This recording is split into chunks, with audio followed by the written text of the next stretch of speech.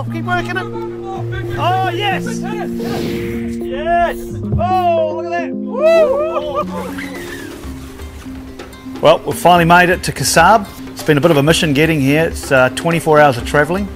We left Auckland, it was a 16.5-hour flight, landed in Dubai, and then it was about a 3.5-4 hour trip overland to get to KHASAB. It was a pretty awesome trip.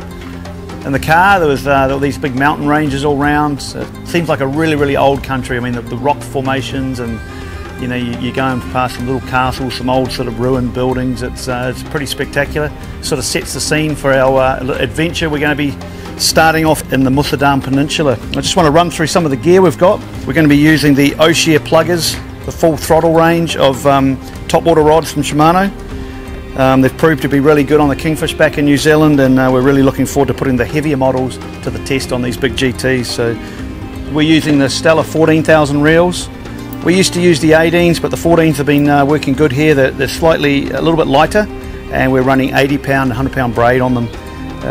We've got 200 pound and 170 pound leader, and we're only running a very short leader system. We like to use a little Benimi twist knot with the Yucatan knot, and our leaders are about 1.1, 1.2 meters long.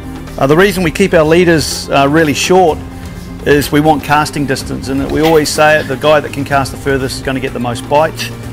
We've got a big selection of stick baits and poppers here, guys. Fisherman 160 gram, big ZEETS 160 gram also. We've got that in two colours that we're using here, the pink and the black, always my favourites. Last year this was a good performer, the Siren 225 deep destructors. Got that big kingfish on it. Got some smaller lures this year. We're going to use hopefully on these long-tailed tunas. They get big schools of them here. They're quite big fish, but they like to feed on the small lures. So we've got the rock slide. That was a good one last year, the pink, little herring colour. So we've got a good range here from sinking, floating, stick baits, and the big profile poppers. Really important thing here with these, these larger strong fish like GTs, they've got such strong mouths, you need good hooks. So we're running some extra heavy duty trebles. We're using barbless. Anything that does have barbs, we just crush them off with the pliers. We want to get rid of those. Obviously, we're a long way away from home. We don't want any damage or any injuries. Really important, your barbless hooks. We're releasing all these GTs, so we want to release them in the best possible conditions. So the one thing about these GTs is a lot of guys, you get the bite, you think you're hooked up, but most of the time that GT's actually got the lure in its mouth, and it's really important to strike like hell to actually slide the lure through and set the hook. So, and that's another reason we need these big strong hooks. I'm just going to show you some of the accessories that we use for this style of fishing. Really important to have a good pair of sunglasses, polarized, so you can see the fish, you see the bite, and you can see what's going on under the water.